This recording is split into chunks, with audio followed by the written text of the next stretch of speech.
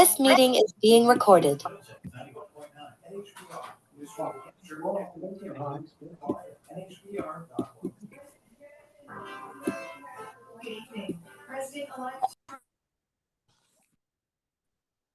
Sorry. Oh, I didn't want to do that. Thank you everyone for joining. We'll get started in just a few minutes. But if you want to take a moment to just type in your name and where you're joining us from, that would be great.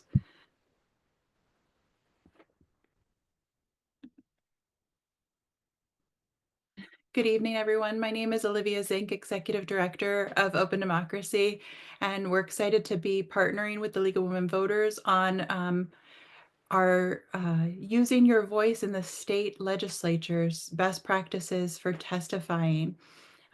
So we've designed this as a short slides, but then lots of availability for discussions. And so feel free to add questions to the chat as we're going. I just wanted to do a quick overview on how a bill becomes a law. This cartoon graphic can be found at the State House Visitor Center. If you're interested in picking one up the next time you're at the State House. So every bill is referred to committee, and every bill then receives a public hearing. Then the committee will vote on the bill, whether they want to vote to move the bill forward in executive session. The bill goes to the full House or the full Senate.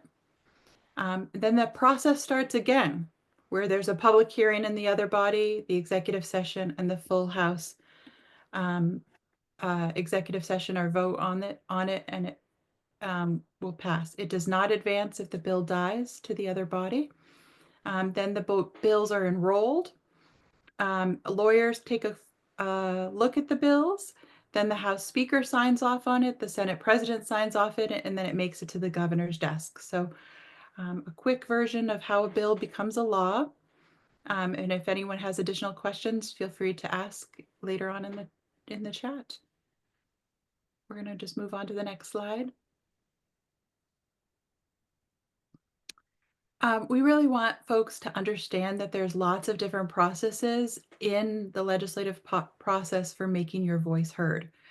You can make your voice heard before the legislative session starts, talking to your rep, encouraging them to sponsor a bill. You can make your voice heard during the public hearing by either testifying or signing in or submitting written testimony to a committee, or just emailing committee members.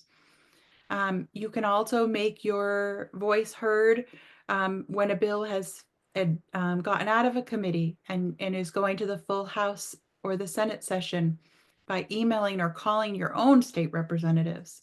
And you can also make your voice heard at the governor's desk. And I think it's important to really build relationships with your legislators, have conversations in person, email.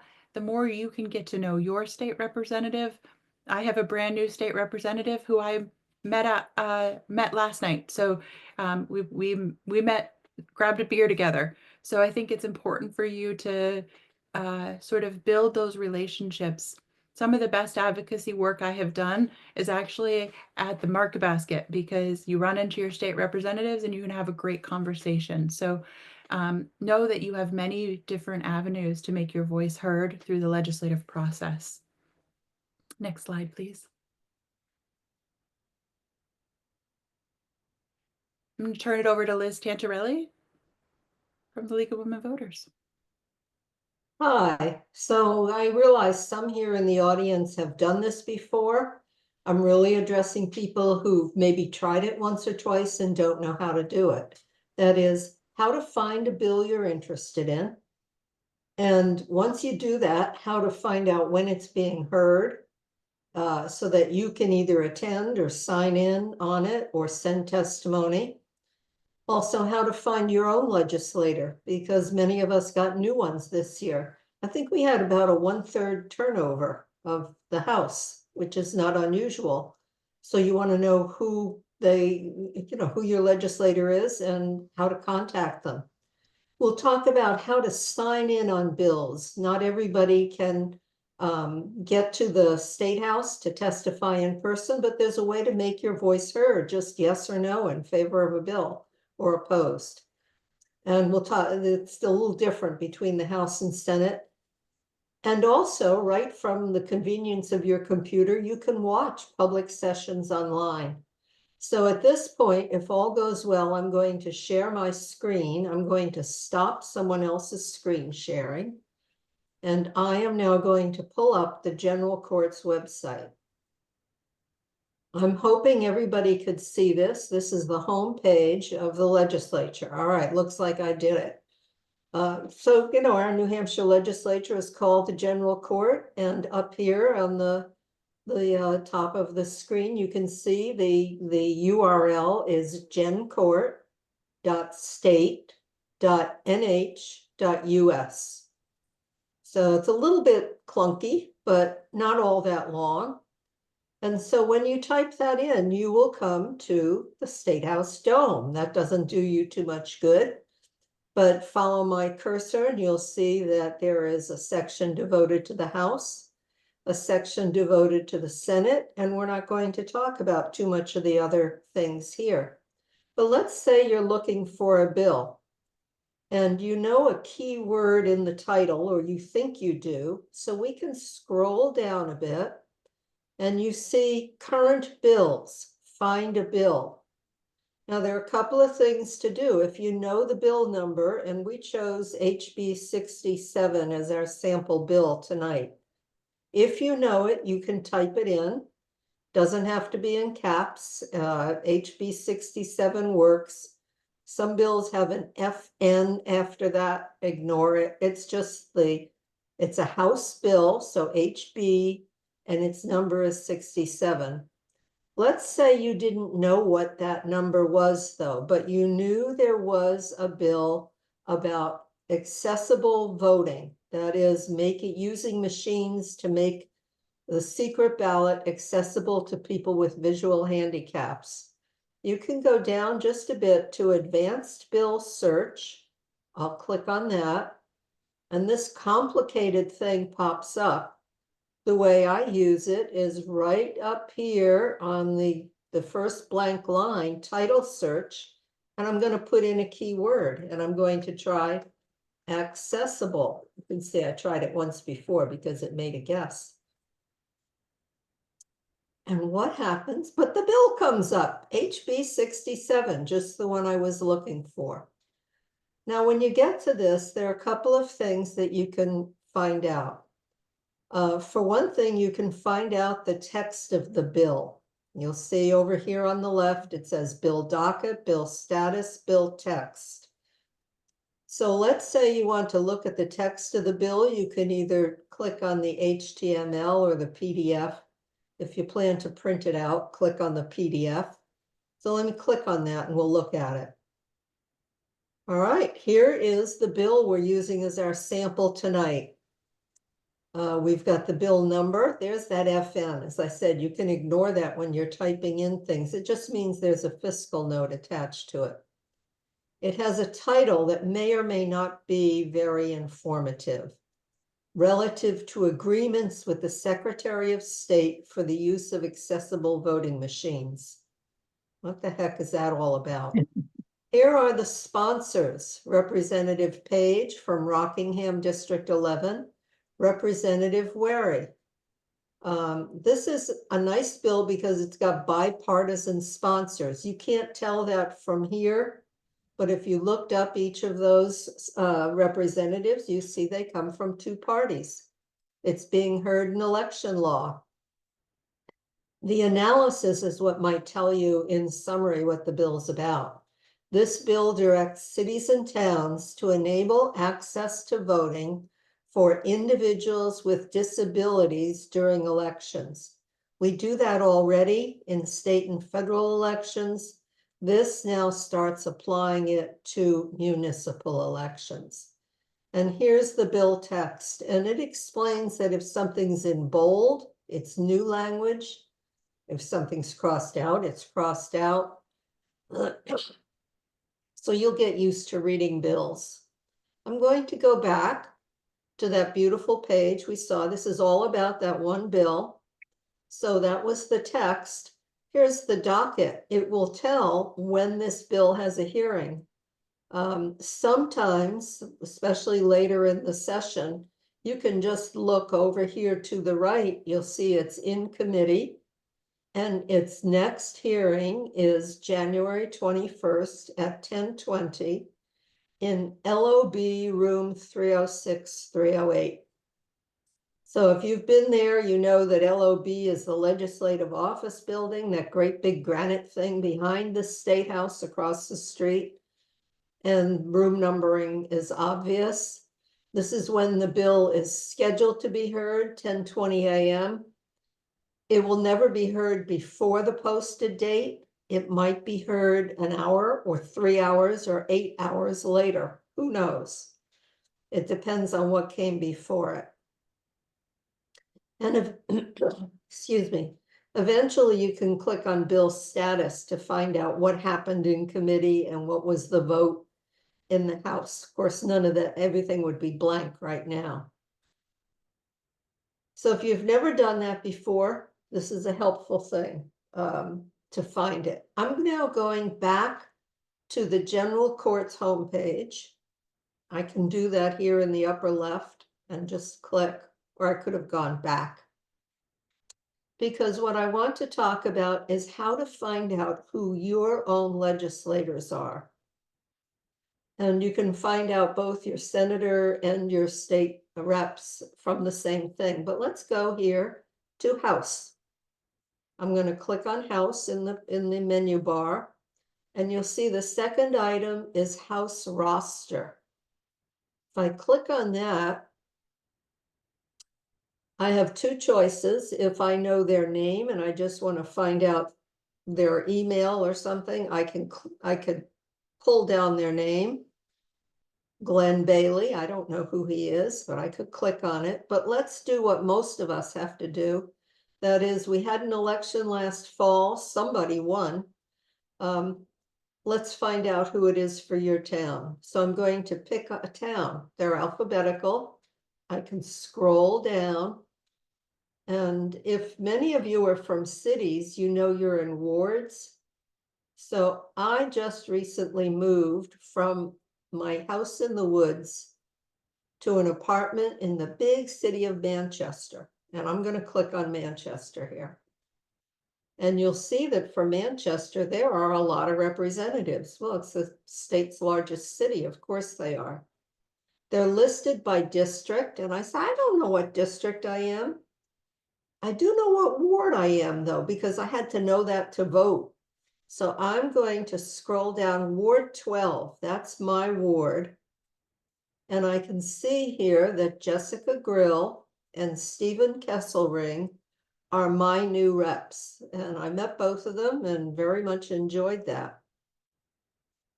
We are getting fewer and fewer phone numbers of reps posted in this, but let's just look at Stephen Kesselring. He's brand new this year. I'm going to click on his name and I come up with, there may be a photo here. He hasn't put one in yet, so we just have the State House dome. I see he's a Republican, Hillsborough District 18, who happened to be my ward, but he gives a personal mailing address. He gives his State House email. I'm going to highlight that so you can see what I'm talking about. Most of the legislators have this, stephen.kesselring@leg.state.nh.us. Same pattern, unless they're using a personal email. And Mr. Kesselring has also given a phone number, either his home phone number or his business work number. I don't know which. I haven't called him yet. So it's good to make a note of this for your own reps. And then we get some information, what committee they serve on, a little bit of personal biography. I love what he said under local government involvement. I've never run for any office prior to 2024. You know, some of them are very honest here. Towns represented, Manchester, Ward 12. I'm going to go back for a moment just to show you that from this same city search or town search, you can also keep scrolling all the way to the bottom and find out who your senators are. And again, Manchester's so big, they have 3 senators, so you've got to look for your wards. I'm in Ward 12, and Senator Long is mine. And if I click on that, I'll get a similar thing. I will get, there's a picture of Senator Long. He does not give a personal phone number, a personal address, nor does he give a personal phone number. The phone number here is the senator's office. Senators do have aides, so it's conceivable you could call that number and leave a message for the senator, and he might actually get it. He does give his email, as I said. Here is that same formulaic email. It does not differ between House and Senate. So what I would do, and I actually did it a few days ago for myself, was to copy this information into a piece of paper that I can keep handy when I want to contact my own legislators. So let's go back to General Court of New Hampshire. Again, I'm up here in the upper left. It says General Court. That's taking me to the home page. I'll click on that because there are a couple of other things I want to show you. So remember, we're working on House Bill 67 in this exercise. And I've decided I can't get to Concord to testify in person, but I want to weigh in. So I'm scrolling down and looking on the right for House sign-in form and online testimony submission. I could send testimony if I wanted to, or I could just log in. So you're seeing where I'm here. It's the last item on the page, other than the bottom, the footer. Meeting resources, there's a House and there's a Senate. And I can click on this. And now they get personal. They want to know who I am. And some of you may be put off by this. You have to do this in order to submit this online information. It will not work if you don't put in your information. So your name, your town, the state, New Hampshire, your email address. And then we have to remember the date of the hearing. So you may, if you didn't jot it down when you were working earlier, you'd want to do it now. I do remember it's on the 21st of November. So I'm going to click on November 21st. And then I get to pick which committee is hearing the bill. Well, remember, this is an election law bill. It's about using these devices. So I can click on House election law. I can choose the bill, HB 67. And then it says, I am, and all they want to know is whether you're a lobbyist, an elected official, or most likely a member of the public. And that's what I always click. That's what I am. Representing myself, there are times when I represent League of Women Voters, and I would type that in. And then indicate your position on this bill. Do you support it, oppose it, or are you neutral? There's not a lot of point in submitting neutral, but they do look at how many online people commented that they support a bill or they oppose it. So you would click the one you want. And then if there is some testimony that you want to submit, if it's long, you can do it in a PDF, or you just type something below here. I really think that whatever. Short, you make it short. It's got to fit in there. And then submit. Now, I can't submit it because I didn't put in my personal information. But this is how you submit something for the House. So I am going to go back. I'll just hit my back arrow and point out that if you can't remember all those directions that I threw at you in 2 minutes, there is actually a House remote sign-in directions PDF here. So if you're really new to this, use it.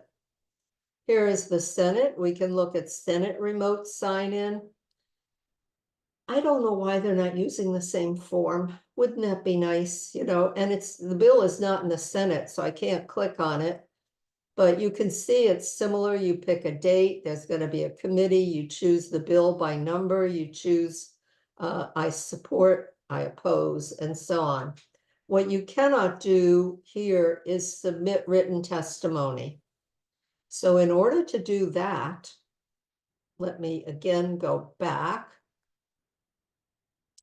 I'm going to show you one other thing. I'm going to slide up the page a bit, and you see where it says, do I want to do this? No, I want to go all the way to the top. I'm concerned about Senate election law for a bill. I actually testified today there.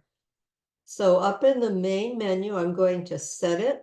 I will pull down standing committees, and that's where I will find election law. Alphabetical, we'll scroll down. Here's the election law committee. Let's click on that. All right. At this point, there is a place where it says you can email the entire committee. You can click on that and send your testimony directly on whatever bill the Senate is hearing. You can contact people individually. You know, here again, home office, there's, you know, for Senator Gray, here's his legislative email and so on. But if you have testimony for the whole committee and you can't go in person, you can submit it here online. I think that is what I was intending to cover. Olivia, or anyone else, is there something else I need to cover here? Nope. Thank you, Okay, Liz. I will stop sharing. Thank you. And I'll answer questions at the end if you have them.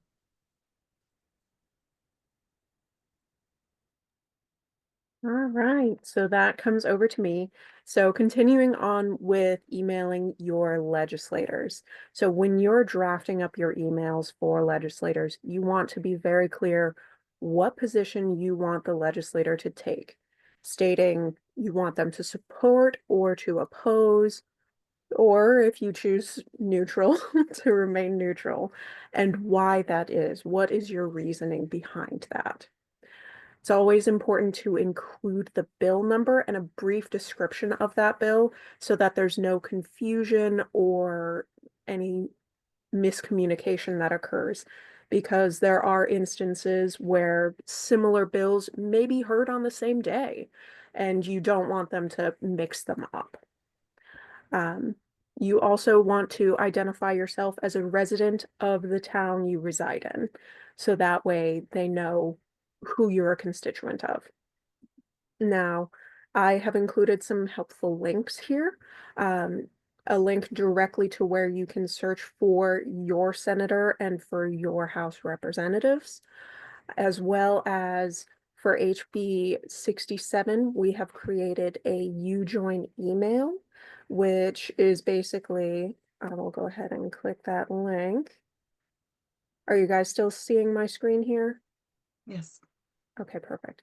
So this is an automated emailer so that you can go ahead and reach out to the members of the House committee who are hearing HB 67. This is sample language. This is fully editable. You can completely type in your own words here.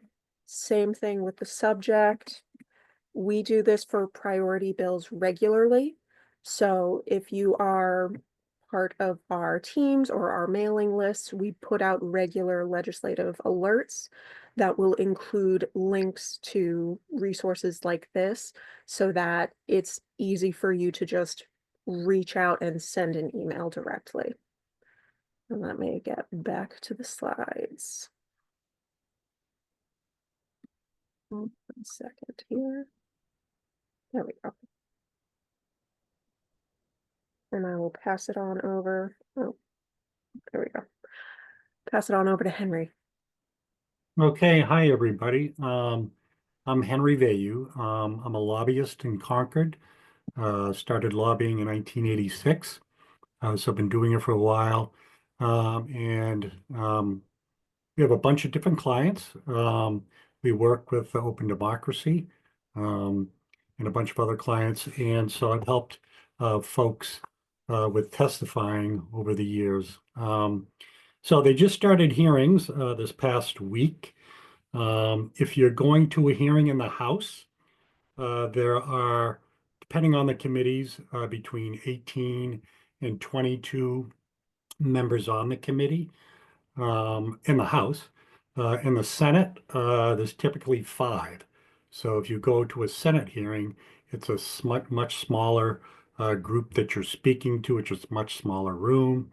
Um, and if you want to speak, they have different ways to sort of log in to speak. So when you show up in the House, they have these pink cards, and it asks for your name, where you're from, contact information.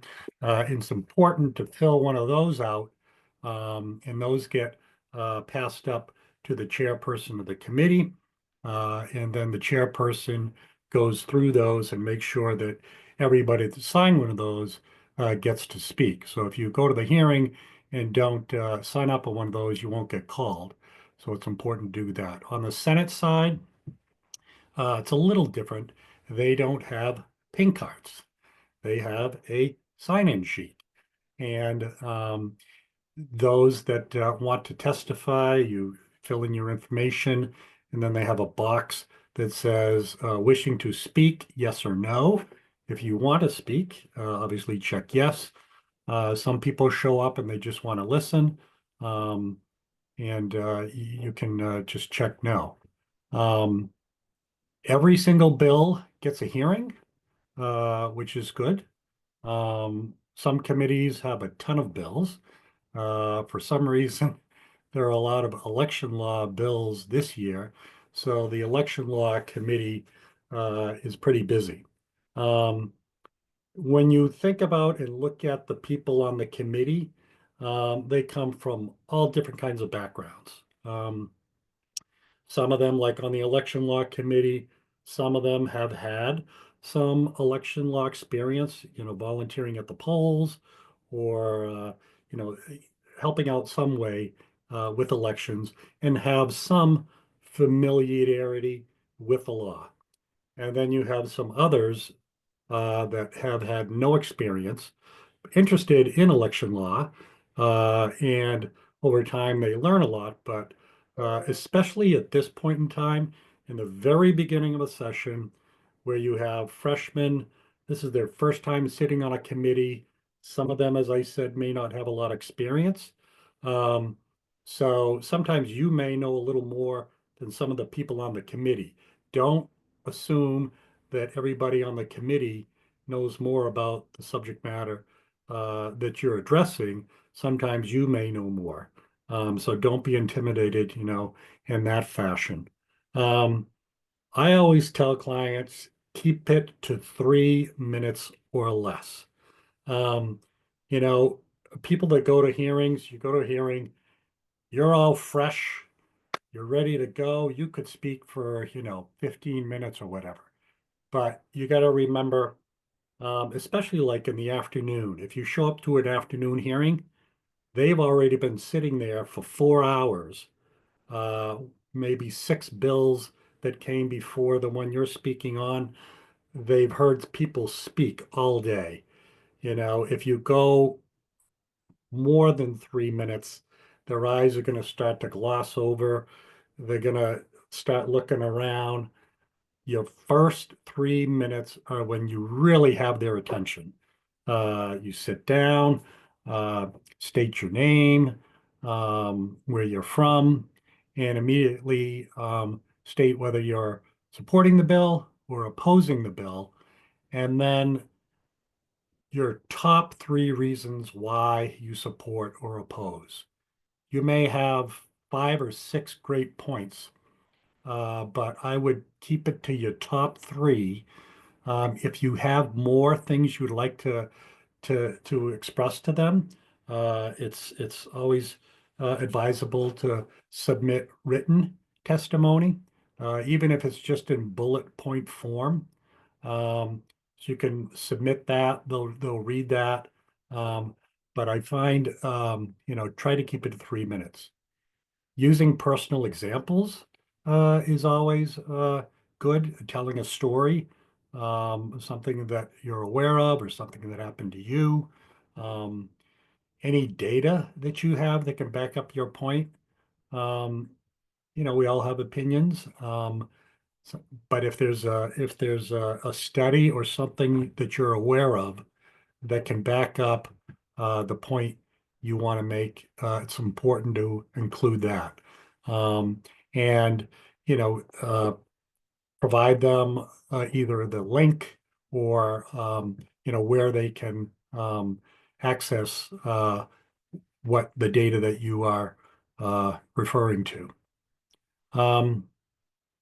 If you're going to submit written testimony in addition to testifying, don't read the whole document. Again, before you start, try to find your top 3 things. Let's see, if something that you want to raise was already brought up, sometimes you go to these hearings and 3 people bring the same thing up. If it's already been raised, I wouldn't expound on it. And the chairperson, if there are a lot of people there to testify, will ask that people not repeat things. So try to find something that differentiates your testimony from others. If you're going to bring, should you try to hand out, what was that, documents? So yes, now when you get recognized to speak, and if you have written testimony, what's advisable to do is either before you sit down, there's going to be 11 reps on this side, 11 reps on that side, 22 people, send it up the side, they'll pass it down. You can either do that before you start, or you could do it after you start. Sometimes doing it before you start, there's pros and cons either way. If you do it before you start, kind of wait till they hand it all the way down, because sometimes they're handing it down and they miss the first, 40 seconds because they're trying to get a copy of what you handed down. So maybe just wait till they pass it all the way down, that you have their full attention.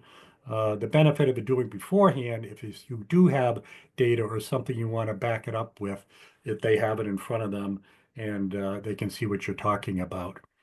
Or again, you could do it after you're done testifying. If you're going to do it in the House, bring 22 copies. As I said, the most that are on a committee in the House are 22. If you're at a committee where there's 20, 2 extra ones are fine. On the Senate side, with 5 members to a committee, they also have committee assistants that transcribe everything and record the hearings. And it's important that they have a copy of it too. So bringing 6 copies in the Senate is important. When you're done testifying, the chairperson will then say, all right, thank you for your testimony. Do any of the committee members have any questions? And there's a chance that some of them may want to find out more about what you were talking about, or just ask you, something related to what you testified to. Important thing to do is, if you don't know the answer, simply just say, I don't know. If you don't know the answer, but you know where you could get it, it's then important to say, I don't have the answer now, but I can get that for you, and then follow up with email the entire committee that link that Liz showed. If you do that, you can follow up with the answer to the entire committee that way. So either say you don't know or you don't know, but you can get them the information because you know how to access it. Or you can choose not to take questions. If you don't want to take questions, just simply tell the committee at your end of your testimony that you prefer not to take questions. Let's see if a question is phrased in a, let's say, and this happens sometimes, they'll ask a question and you're scratching your head like, what did they just ask? Because some of them just don't ask it in a clear way. It's okay to say, I'm sorry, I'm not sure, what the question was. Could you repeat it? And the chairperson will ask them to repeat the question in a way that might be understandable. Olivia, there were some questions that got thrown out. I was speaking, so I didn't read them. Are there any that I could answer right away, Olivia? You're on mute, Olivia. One is about how do you follow up with the House committee? And how they used to have a whole committee button, but those emails have been removed. So if you used to know the old links, they work, but Yeah, in the Senate, they have that still, right? The Senate, they have email the whole committee.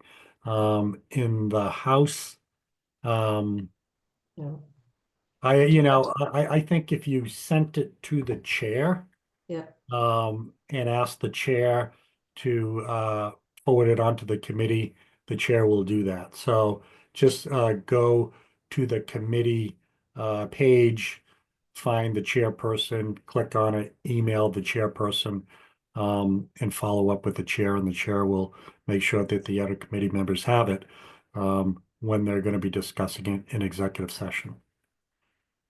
Were there any other questions on there? nope. Okay, let's see. So, hearings and sessions explained. So the public hearing is the opportunity for the public to give its opinion on things. It's typically not where committee members will discuss the bill, the merits of it. And if a chairperson is doing their job, they will make sure that committee members only ask questions of the witnesses and not make statements about the bill, whether the bill is good or bad. That is saved for the later when the committee is going to be deliberating on the bill. So the public hearing is just for the public to go and give its input on the bill. After the public hearing, and not immediately after, typically not immediately after the public hearing, they'll have 6 public hearings over the course of a day. They could have an executive session at the end of that. Typically, they don't take up bills they just heard that day. But they also have days where they just do executive sessions. And executive sessions are sessions where only the committee members discuss the bill. So you can be there as a member of the public at the executive session. Typically, they do not have people in the audience say anything. There are exceptions if there's a commissioner or a department agency or a lobbyist, and they know that that person is the person that can answer a question. The chair sometimes may ask the individual to come up and answer a question, but by and large, executive sessions are used solely for the committee members to discuss what they want to do on the bill and then eventually vote on the bill. So committees, when they vote on the bill, it's a recommendation to the full body. So if the committee is recommending that a bill be killed, it's a recommendation. The committee can't vote to kill the bill. It has to go to the full body. So all bills get hearings, all bills go to the full body, and the full body is the one that can kill it or pass it. So keep that in mind. When the committee votes on it, it's largely it's a recommendation. And 9 times out of 10, the rest of the floor, the full house, will go along with the committee recommendation because they know the committee heard the testimony, they discussed it, they may have gotten more information. So by and large, people on the floor know that the committees did all the work, so they'll most of the time go along with their recommendation. That I said 9 times out of 10, then there's that 1 time out of 10 where the full body during session will swerve a different way, the discussion will go a different way, and they will not go along with the committee recommendation and do the exact opposite. So that does happen sometime.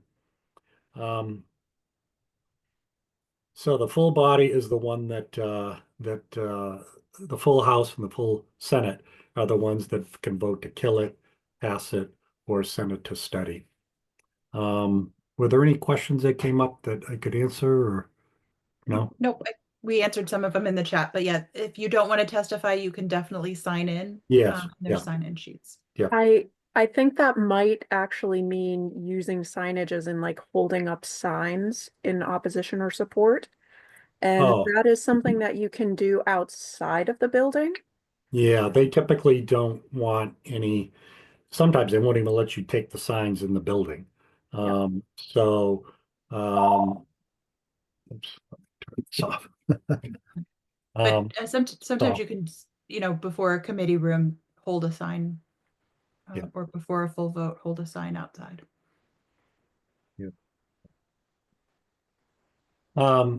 Okay, best practices and tips for what do we got here? Oh, so if you're going to be contacting legislators, and you can contact them after the hearing, or if you didn't go to the hearing, they're, reaching out to them directly is very effective.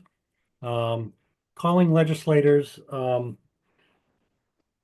you got to remember during the day on a weekday, particularly Tuesday, Wednesday, and Thursday, they are at the State House. They don't have, if you're in the House, they really don't have a number that you can call at the House to speak to them there. If you're in the Senate, they do have individual offices. You can reach out. They'll probably be in committee meetings, so you'll end up getting maybe their assistant or voicemail.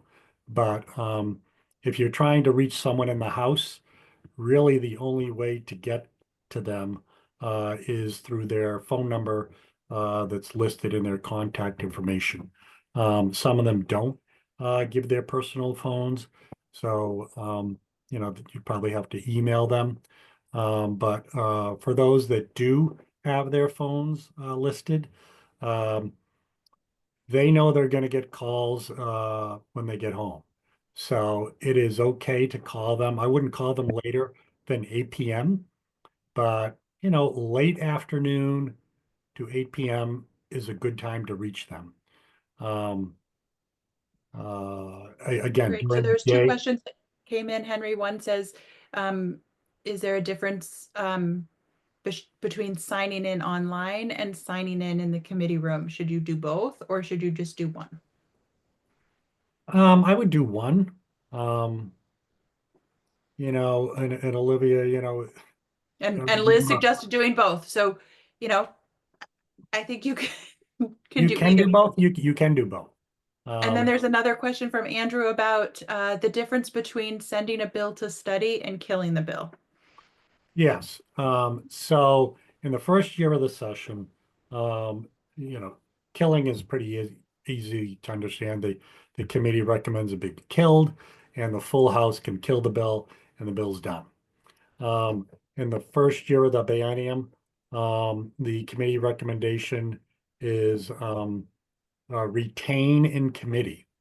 And retain in committee means that they didn't want to kill it. Yeah, ITL is killing the bill. They didn't want to kill it, but it wasn't written right, or they just don't know yet if they really want to pass it, but they know they don't want to kill it, but they want to do some more work on it. So they keep the bill in committee, and it stays in committee through the fall. And by the end of October, the committee has to vote a recommendation of either pass the bill, kill the bill, or send it to interim study, which means they didn't want to kill it, they don't want to pass it, and they want to study it some more. So those are the recommendations that the committee can make. May I clarify? I wasn't saying that one should both sign in online and go in person and sign in, but rather that both of those become part of the permanent record of the bill. So whichever you do, your vote is your vote, your opinion is part of the record on that bill. And more of the committee chairs are announcing that before they close the hearing on any particular bill. They'll say so many people in the room supported and so many opposed. And online, here is the count. Yeah. So whichever you do, it should be part of that record and it will eventually show up. Yeah. Thank you. Yep. So again, in their contact that you may find on the website, particularly the House members, if it has the 271, the office number, leaving a message there, they may or may not get it. The best phone to reach them at is either their cell phone. Some of them do put their cell phone in their contact. Others, their landline. But it's important to leave a message. If you don't reach them, leave a message. I'm so-and-so, the town you're from. I'm for this bill, give them the bill number. And again, two or three quick things while they important to leave messages because you may not be able to reach them as much. If you don't reach them the first time, try again, try 2 or 3 times. If you don't, then leave a message. Great. The next. Go ahead, Autumn. All right. So this is back to me. So letters to the editor. This is another great way to engage with legislators, but also to engage with the public. So these are some guidelines for when you're writing a letter to the editor. So it's important to keep in mind what your target audience is and the action you want them to take. Are you reaching out to members of the public and asking them to contact their legislators? So is this a bill that you really support? You want more members of the public to contact legislators so that they're more likely to support it. And you would focus on writing it in that way. Are you bringing just general public awareness to the bill? In this case, you'd be writing about the bill, writing about the pros and cons of it, why you support or oppose. Are you addressing the legislators directly? Are you trying to hold them accountable for legislation that you disapprove of that they recently passed or killed? Are you trying to encourage them to vote a certain way? And just making it clear what your intention is in this writing. With letters to the editor, you want that message to be as clear and compelling as possible, while keeping it brief, because most letters to the editor are kept within 150 to 250 words, depending on the publication. And this is a great resource that we have that was shared with us by the Sierra Club, and it has a list of all of the different publications in New Hampshire and what their parameters are for submitting LTEs to them.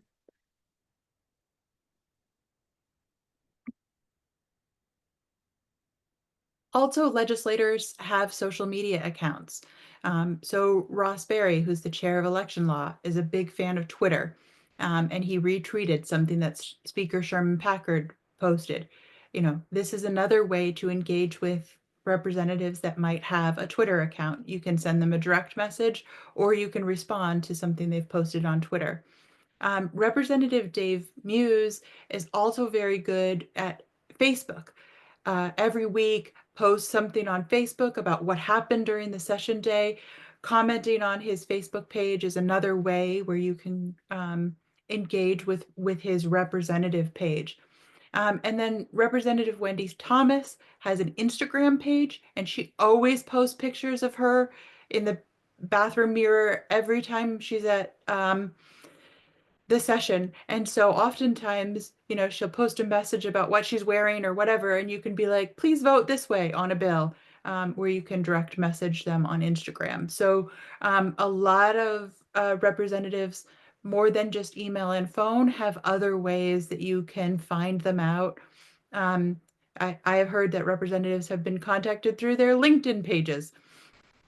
So whatever, I was in the cafeteria just this week and they said, oh, some people contact me through Signal. So whatever sort of platform that the reps have, they can also receive messages on them. And so oftentimes, it's good to communicate with your state representative. I just happen to know that Ross Berry, prefers a message via Twitter than an email. But getting to know what your representative's preferences are and how they would like to be contacted, is always a good thing to do. And feel free to use these channels as a way to reach out to your representatives. Henry, you're muted. Sorry about that. I've done this a million times. You would think you know how to take yourself off of mute. So a few important dates. So as we said, the hearings are starting now. The committees typically don't have an executive session immediately after they hear the bill. It could be a week later, a couple weeks later, but the important date here, one of them is Thursday, March 27th. So that in the House is the deadline that the committees have to vote on all the bills they have in their committee. So if they have 45 bills in the committee by Thursday, March 27, they have had to have voted on all those bills. And again, remember, it's a recommendation that they're sending to the full House. Another important date here is April 10 in the House. That's a crossover day. That's the date by which the House has to have voted on all the House bills that were introduced in the House. Those that are adopted and they pass will cross over into the Senate, to the Senate, and they'll have to go through the whole process all over again of a public hearing there, the committees vote, the full Senate will vote on them, and so the other important date here is May 29th is the date by which House committees have to vote on all the Senate bills in its possession. So bills that pass the Senate, April 10 will cross over to the House, and the House will have to hear all the Senate bills. And then the session they're planning on concluding by June 26. There are a bunch of other dates in here, but the deadline to act on, the deadline for committees to report are important crossover. So if there's a bill that a committee hasn't voted on, by they need to vote on it by the 27th for a House bill. So if it's getting close to that date and they haven't voted on it yet, just know that they're going to have to vote on it by that date. So. There are lots of other resources on the GenCourt website. Also, the Municipal Association has a guide. This guide has a glossary of terms. So, if you don't know what the biennium means, the duration of the 2-year term, has a lot of good examples in the glossary. So that is another great resource. There is something that the Business and Industry Association sell. It's called the Blue Book, which is because it's blue. Inside the Blue Book, it has a picture of all of your state reps, phone number, contact information. It tells you what they care about, what church they go to, if they've cast votes for and against bills before. Sort of those selective roll call bills are in there. So I think this blue book is lots of information. If you're at the State House and somebody has a blue book, oftentimes I've been flipping through mine because I have a conversation in the hall and I'm like, oh, who was I talking to? Oftentimes people will let you, take a peek through them. There's also information about senators and the committees. So this is also a very good resource. And as Autumn said, the template from Sierra Club. There's like New Futures has some trainings. There's some other really good trainings too. But also, if you don't know of what something is, feel free to ask. Autumn and I and Henry or Liz, you don't know the answer, we'll tell you, call the House clerk and ask the House clerk a specific question about the rules, because there's lots of different pieces to the State House and lots of resources out there. So don't be afraid to ask questions. We want to take There was another way we had talked about, Olivia, of reaching out to your legislator.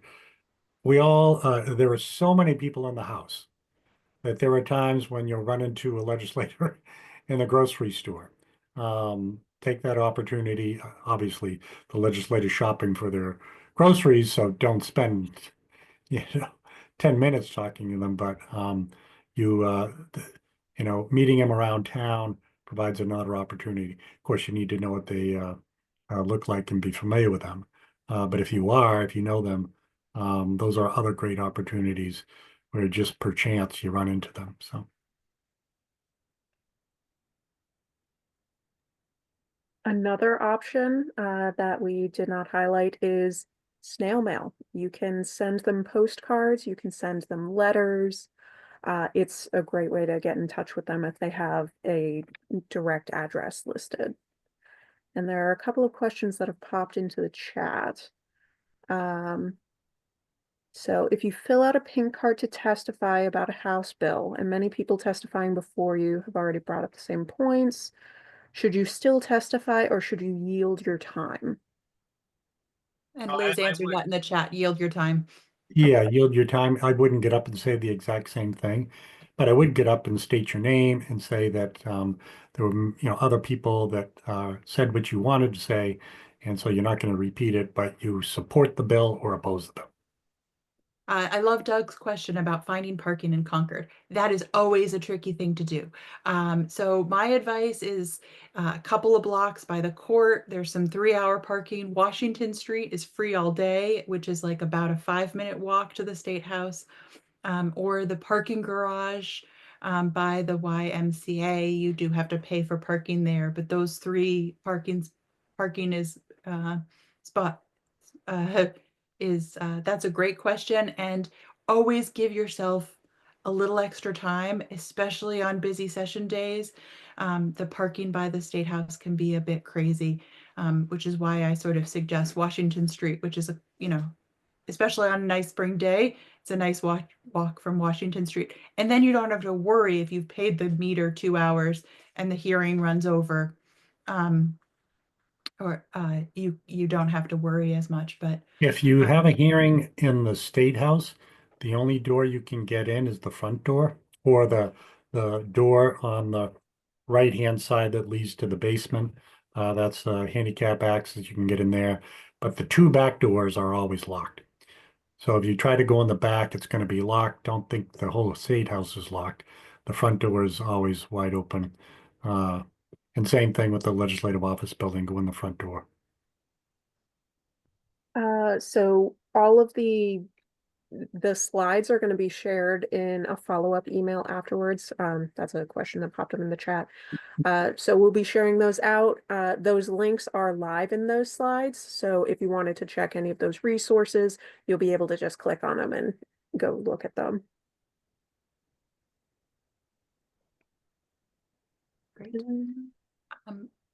Andrew asked a question earlier about, is this a PDF of the Blue Book available for people who need a screen reader? I don't think the BIA has that available, but we can ask them. if Mhm. they have a screen reader available available of the book. I'd just like to add one thing that I didn't cover when I was showing you the homepage of the General Court's website. On that homepage, there is a way for you to get to watch either the session, which is about as exciting as watching paint dry sometimes, and other times very exciting. But you can also watch these hearings. So you know, just play around with that homepage. This is all now available to you both live and after the fact. So if you want to see what happened at a hearing that you missed, you can find it. You may have to play around, and if that doesn't get you anywhere, contact League of Women Voters New Hampshire and I'll talk you through it. We don't have time right now. But it's fun, you know, if you can't get there, to watch it from home anyway. Or in a snowstorm, as Liz never likes to drive to Concord in the snow. That's true. Andrew, so it looks like Blue Book does special orders as needed, so I'm gonna drop that in the chat for you. So they might be able to do something that's screen reader friendly.